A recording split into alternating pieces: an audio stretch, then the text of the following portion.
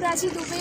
आज हम चल दिए हैं अस्सी घाट से दशाश्वमेध घाट के लिए और हमारे साथ हैं अपना नाम बताइए, शुभ नाम। मेरा नाम अन्ना है, अन्ना बोट पॉइंट। मैं बोट पॉइंट भी बोट का काम ही करता हूँ, अच्छा, नाव चलाता हूँ। कितने सालों से आप इसमें काम कर रहे हैं? हम तो बचपन से ही 5 साल के थे, तब से ही हम 78 की बाढ़ से ही अपना बोट चलाना सीखे हैं, चलाते हैं, तैरना भी सीखे हैं। अच्छा, और आप निवासी कहाँ के हैं? हम यहाँ के निवासी नहीं हैं, हम चंदौली के हैं। चंदौली जिला पड़ता, पहले तो वाराणसी में था, वो भी अब अलग हो गया है। हाँ, यहाँ से 10 किलोमीटर गंगा जी के किनारे ही हमारा घर है, बरसा के आगे।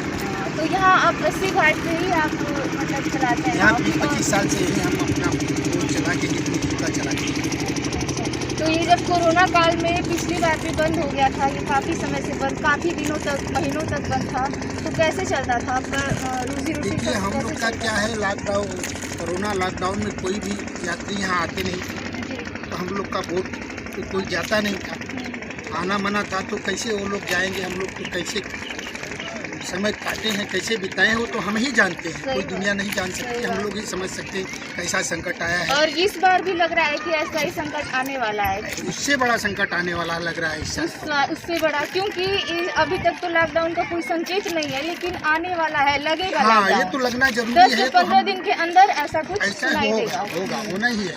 तो क्या आपको क्या कैसा लग रहा है? डर तो अंदर से लग रहा होगा काफी? डर तो अंदर से लग रहा है कि अगर इस बार लॉकडाउन लग गया तो और लोगों परेशानियाँ जो झेल चुके हैं अब झेल नहीं पाएंगे। तो आप तो यहाँ के सारे घाटों के बारे में बहुत अच्छे से जानते होंगे, तो हाँ, थोड़ा मुझे कुछ बताइए यहाँ के घाटों के बारे में। मैं तो जैन घाट सामने दिख रहा है। देखिए, जैन घाट है, जैन धर्म वालों का मंदिर है, जैनी लोग का सनातन जैसे। तो यहाँ पे आते हैं ये लोग? हाँ, जैनी लोग आते थे, हाँ, हम लोग दर्शन कराते हैं उनको रोक के नाव से। जैन धर्म वाले आते हैं, सनातन धर्म एक जैन धर्म है, हिंदू धर्म में तो 2 धर्म हैं, जैन वाले आते हैं, जैन धर्म वाले आते हैं। और घाट के बारे में आप मुझे थोड़ा बताते चलिए, उतना मुझे पता नहीं है। ये घाट तो इतने हैं, लेकिन इसमें 84 घाट जो आते हैं उसमें 5 घाट मुख्य हैं। इधर 80 घाट है, एक हरिचंद्र घाट है, एक दशाश्वमेध घाट है, एक मणिकर्णिका घाट है, उसके आगे एक पंचगंगा घाट है। ये 5 घाट जो आता है, ये तीनों खंड में 5 घाट आ जाता है। 3 खंड कहा जाता है ना, काशी 3 खंड में है। इधर का जो है खंड जो 80 से लेके उधर हरिचंद्र घाट तक के केदार खंड में आता है। उसके बाद उधर विश्वनाथ खंड में आता है। मणिकर्णिका के आगे जाएंगे तो बिंदु माधव खंड में, विष्णु का खंड में आता है। तो तीनों खंड में 5 घाट ये जो मेन आते हैं आपको। प्रथम घाट है 80 घाट, जो 80 नदी के नाम से वो घाट का नाम 80 घाट है। कुछ लोग सोचते हैं कि ये 80वां घाट है, लेकिन 80वां घाट नहीं, 80 नदी का नाम था, उसके नाम से वो घाट का नाम 80 घाट है। हाँ। उधर में वरुणा नदी है, वरुणा और 80 दोनों नदियों के मध्य में वाराणसी हो गया। इसी को लोग 4 नाम से जानते हैं, काशी, बनारस, वाराणसी। और इसी का गुप्त नाम है आनंदवन। 4 नाम है काशी का। हाँ। तो लोग जो गुप्त नाम है ये माँ पार्वती ने दिया था। गुप्त नाम जो माँ पार्वती ने, देखिए पहले जो है जब कैलाश से भ्रमण करते हुए भगवान शंकर पार्वती यहाँ पर आए थे, ये यहाँ कुछ भी नहीं था, ये घनावान जंगल था, यहाँ गंगा भी नहीं थी। तो जब यहाँ पर आए तो यहाँ के पक्षी जो है उनको देख के शिव शिव की आवाज़, जंगल था, यहाँ कुछ भी नहीं था, यहाँ सिर्फ पशु पक्षी रहते थे। तो भगवान शिव पार्वती को देख के यहाँ के पक्षी लोग शिव शिव की आवाज़ निकालने लगे, तो माँ पार्वती को आनंद आ गया। उन्होंने बोला ऐसा आनंद हमको कैलाश पे नहीं आया पक्षियों का, जैसा पक्षियों का यहाँ आनंद हमको आ रहा है, ऐसा आनंद हमको कैलाश पे भी नहीं आया। ये जगह बहुत सुंदर लग रहा है, हमको बहुत आनंद आ रहा है, इसलिए मैं इसका नाम रख रही हूँ आनंदवन। तो उन्होंने इसका नाम आनंदवन रख दिया, लेकिन उनको इतना आनंद लग रहा है कि उन्होंने जीत कर लिया। यहाँ जगह बहुत सुंदर है, ऐसा जगह कैलाश पर नहीं है, इसलिए हमारा एक यहाँ नगर बसा दीजिए। तो भगवान शिव ने बोला आप जहाँ जाती हैं वहाँ जीत कर लेती हैं। ये मृत्यु लोक है, यहाँ हम लोग रहने के लिए नहीं आया है, ये मृत्यु लोक है। यहाँ की जितनी भी चीज़ें हैं सब विनाशकारी हैं, लेकिन जानते हैं नारी के आगे देवता भी झुक गए। जब माँ पार्वती ने जीत कर लिया तो उन्होंने बोला ठीक है मैं आपका एक नगर बसा दूंगा, लेकिन ये पृथ्वी पर रहेगा तो इसका विनाश हो जाएगा। तो शिव जी ने पृथ्वी से अलग करके ये अपने त्रिशूल को ऊपर बसाया। इसलिए 9 खंड पृथ्वी अलग है, ये 10वां खंड काशी है, जिसको बोलते हैं अविचल अविनाशी है। न काशी हिल सकती है, न इसका कभी विनाश हो सकता है, इसलिए 10वें खंड में काशी आता है। तो उन्होंने जब काशी को बसाया तो उन्होंने नाम इसका काशी दिया। काशी नाम क्यों दिया? कैलाश पर्वत का क जोड़ दिया, शिव का सी जोड़ दिया, काशी कैलाश से कांटेक्ट रहेगा, मतलब कि हम दोनों जगह मिलेंगे, कैलाश भी मिलेंगे, काशी भी मिलेंगे, हमेशा मिलेंगे। तो दूसरा नाम काशी हो गया। तीसरा नाम इसका है बनारस। बनारस उस समय का नाम है जब औरंगजेब का राज हुआ तो मंदिर तोड़ फोड़ करके वो मस्जिद बनाने लगा। उसी जमाने में जब मंदिर तोड़ के काशी विश्वनाथ का मंदिर भी तोड़ के वो मस्जिद बनाया, इसका नाम है ज्ञानवापी मस्जिद। और उसी में एक ज्ञानवापी कुआं है जिसमें शिवलिंग को फेंक दिया। तो उसी समय में जब यहाँ की जो प्रथम साड़ियाँ जो है मुस्लिम लोग तैयार किया, वो करघे पे जब साड़ी बनाए तो अपने राजा के पास ले गए, औरंगजेब के पास, बोले कि हम लोग मेहनत से साड़ी तैयार किए हैं, इसका ऐसा नाम रखिए जहाँ पूरे विश्व में फेमस हो जाए। तो उन्होंने बोला भाई आप लोग जो साड़ी करघे पे बनाते हैं उसमें 2 धागे लगते हैं, एक धागा का नाम है ताना, एक धागा का नाम है बाना। ताना बाना बीन के आप जो रस निकालते हैं ये बना हुआ रस है। तो साड़ी के नाम से इसका नाम उन्होंने बनारस रखा। इसीलिए बनारस की साड़ी लोग बोलते हैं, काशी की साड़ी नहीं बोलते, क्योंकि साड़ी के नाम से ही इसका नाम बनारस है। और चौथा नाम इसका आपको बताया, इधर अस्सी नदी है, उधर वरुणा नदी है, वरुणा अस्सी मध्य वाराणसी। आप तो बहुत विद्वान हैं, इतना तो पता नहीं, शायद टीचर से ही लोग सीखेंगे। आप तो कैसे आप इसके बारे में पढ़े कि आपके मतलब पूर्वज जो थे देखिए, वो बताते? पूर्वजों से हमने जहाँ भी बैठते थे, पूर्वजों से हमेशा यही बातचीत काशी के बारे में हम पूछते थे, इसीलिए हमको इतना और आपके पिताजी क्या करते थे? पिताजी आपके क्या हमारे करते थे? पिताजी तो नौकरी करते थे, वो सिंचाई विभाग में नौकरी करते थे। अच्छा। और बच्चे आपके क्या करते हैं? वो भी ये काम कर लेते हैं? मतलब हाँ, हमारा छोटा लड़का है जो ये भी वही काम करता है, बोट चलाता है। देख सकते हैं दोस्तों, काफ़ी हमें इससे नॉलेज मिली है। इतना तो हम नेट पे पढ़ेंगे तो भी शायद इतना डीपली नहीं पता चल पाएगा जितना कि इन्होंने बताया है मुझे, और आपको भी अच्छा लगा होगा। आप देख सकते हैं अब हम लोग हरिश्चंद्र घाट पे पहुंचने वाले हैं, तो थोड़ा सा आपसे चाहेंगे कि आप हरिश्चंद्र घाट के बारे में मुझे कुछ बताएं, 2 लाइन।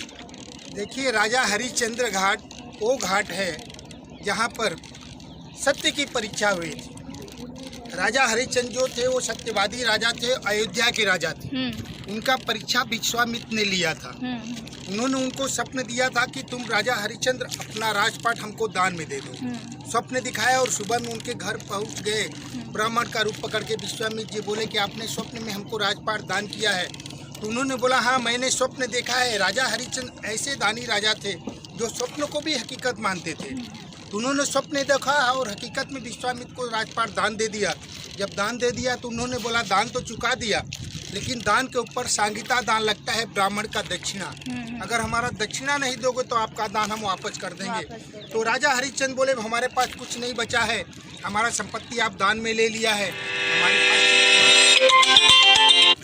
शरीर से कुछ काम काज करा के अपना दक्षिणा चुका लीजिए। तो विश्वामित्र ने बोला हमको शरीर नहीं चाहिए, हमको 500 स्वर्ण मुद्राएं दक्षिणा में चाहिए। अगर हमारा दक्षिणा दोगे तो आपका दान लेंगे, नहीं आपका दान हम नहीं लेंगे। उन्होंने बोला कि मैं सूर्यवंशी राजा हूँ, जो वचन दे दिया मैं पूरा करूँगा, लेकिन हमको कोई आप रास्ता बताइए। तो राजा हरिश्चंद्र जब ऐसा शब्द बोलते हैं तो विश्वामित्र ने बोलता है कि आप 9 खंड पृथ्वी छोड़ दो।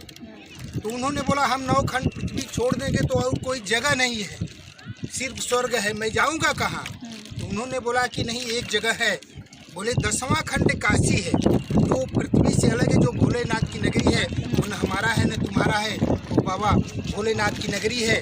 इसलिए तुम वहीं जाओ, नौकरी चाकरी करो, कुछ भी करो, हमको 500 स्वर्ण मुद्रा इकट्ठा करके दो। तो राजा हरिश्चंद्र तारामती रोहिदास अयोध्या छोड़ के काशी में आ गए। काशी में आके उन्होंने नौकरी ढूंढने लगे तो नौकरी नहीं मिला। जब नौकरी नहीं मिलता है तो घूमते घूमते उसी श्मशान में आ गए। उसी श्मशान में आ गए तो राजा हरिश्चंद्र बोले मैं सूर्यवंशी राजा हूँ, जो वचन दे दिया मैं उसको पूरा करूँगा। तो आके उसी घाट पर बोले अगर कोई काशी के लोग हमको नौकरी नहीं देगा, अब राजा हरिश्चंद्र इतने बड़े राजा हैं, उनको कौन नौकर बनाएगा? कोई अपमान नहीं करेगा, इसलिए काशी के लोग उनको अपमान करने के लिए नौकर नहीं बनाया। तो राजा हरिश्चंद्र जब श्मशान में आ गए तो उन्होंने बोले हम अपने शरीर को बेचेंगे, अपने वचन को जाने नहीं देंगे। उसी घाट पर स्मशान में आके जब बिक्री होने लगे तो उनको कोई खरीदने वाला नहीं था। उनके पुत्र पत्नी को एक ब्राह्मण खरीद के ले गया। ब्राह्मण खरीद के ले गया उनके पुत्र को, तो ब्राह्मण को खरीद के ले गया 200 स्वर्ण मुद्रा में। जब राजा हरिश्चंद्र, देखिए दोस्तों, आपको दिखा रहे हैं, ये हरिश्चंद्र घाट आपको दिख रहा है। देखिए, आप देख सकते हैं वहाँ आग जल रही है। आप देखिए, और आप देख सकते हैं कि 3-4 चिताएं जल रही हैं।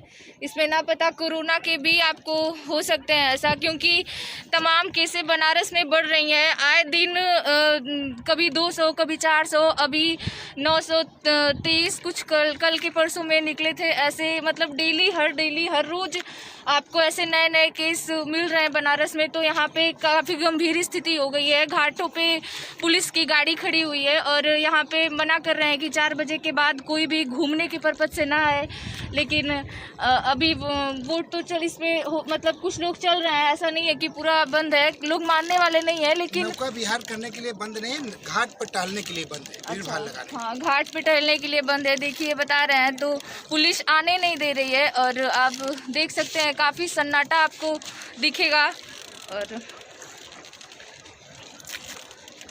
हनुमान घाट है ये, आप देख सकते हैं। 84 घाटों में से एक हनुमान घाट भी आपको दिखा रहे हैं। नगा सन्यासियों का अखाड़ा है, जूना अखाड़ा। अच्छा, जूना अखाड़ा है। चलिए, आप राजा हरिश्चंद्र इसी घाट पे आके स्मशान घाट पे जब बिक्री होने लगे, उनके पुत्र पत्नी को एक ब्राह्मण खरीद के ले गया 200 स्वर्ण मुद्रा में। और राजा हरिश्चंद्र को जब वहाँ बिक्री होने लगे तो उनको कोई खरीदने वाला नहीं था। वहीं से उनका घर से कालुआ डोम जो मुर्दे जलाता है वो देख रहा था, वहाँ से दौड़ के आया, बोला मैं आपको खरीदूंगा, लेकिन आपको हमारा 2 काम करना पड़ेगा। पहला काम है, एक घाट पे मरघट पे मुर्दे जलाने पड़ेंगे। दूसरा काम, मटके से गंगा जल हमारे घर में भरने पड़ेंगे। ये काम आपको स्वीकार है? तो राजा हरिश्चंद्र ने बोले हम दोनों काम करेंगे, आपका हमको सिर्फ 300 स्वर्ण मुद्राएं दे दीजिए। तो उनको 300 स्वर्ण मुद्रा खरीद के वहीं एक डंडा और कंबल दे के बोल दिया कि 24 घंटे स्मशान में की रखवाली करो, जितने भी मुर्दे आएंगे सबका कर वसूली करना। तो वहीं पर वो मुर्दे जलाने का काम करने लगे। फिर भी विश्वामित्र ने उनका पीछा नहीं छोड़ा। उनका बेटा रोहित बगीचे में फूल तोड़ने गया तो विश्वामित्र सांप बन के उनके बेटे रोहित को डस लिया। जब उनका बेटा मर गया तो उनकी पत्नी तारामती के पास कफन के लिए पैसा नहीं था, तो उन्होंने अपना साड़ी का आंचल फाड़ के उसको कफन बना के उसी घाट पर जब लाई जलाने के लिए, उसी समय राजा हरिश्चंद्र वहाँ पहरा दे रहे थे। तो उन्होंने अपने पति को नहीं पहचाना, तो सिर्फ इतना शब्द बोलती है तारामती की, हमारा बेटा मर गया, इसका दाह संस्कार करना है, हमारे पास पैसे नहीं हैं, हमारे हमसे कर मत मांगे, हमारे पुत्र का दाह संस्कार कर दीजिए, आपका बहुत बड़ा एहसान रहेगा, कर्ज रहेगा। जब ऐसा शब्द बोलती है तो राजा हरिश्चंद्र बोलते हैं तुम झूठ क्यों बोलती हो, तुम्हारे गले में जो मंगलसूत्र है वो हमें दे दो, हम तुम्हारे पुत्र का दाह संस्कार कर देंगे। तो तारामती ने बोला जो हमारे गले में मंगलसूत्र है वो हमारे पति के सिवा कोई नहीं जानता, आपको कैसे मालूम हो गया? आप हमारे पति हैं तभी आपको मालूम है। तो राजा हरिश्चंद्र बोले न इस समय न तुम्हारा पति हूँ न तुम मेरी पत्नी हो, न ये मेरा बेटा है, मैं किसी का नौकर हूँ, नौकरी करता हूँ, पहले हमको कर दोगे तो तुम्हारे बेटे का शव जमीन पर रखने देंगे, न जमीन पर भी नहीं रखने देंगे। तो तारामती ने बोला हम भी अपना मंगलसूत्र आपको नहीं देंगे क्योंकि ये पति का अमानत है। तब वो समझ गए कि नहीं मानेंगे, बोले कि उठाओ और चली जाओ, यहाँ बिना करके हम जलाने नहीं देंगे। तो तारामती समझ गए कि सत्यवादी हैं, नहीं मानेंगे। तो अपने पाँव के पंजे पर रोहित का शव रख के अपना फिर से साड़ी का आंचल फाड़ के उनको कर दिया, यही हमारे पास है, अपना कर लीजिए कि हमारे पुत्र का दाह संस्कार करिए। जब अपने पुत्र का दाह संस्कार करने जाते हैं उसी समय आकाशवाणी हुआ, विश्वामित्र प्रकट हो गए, उनका हाथ थाम लिया, बोला राजा एवं मत, तुम्हारा जैसा नाम हो वैसा काम है, आप जीत गए, मैं हार गया, आपसे बड़ा सत्यवादी दानी कोई नहीं है, आप जाओ अपना राजपाट वापस ले लो।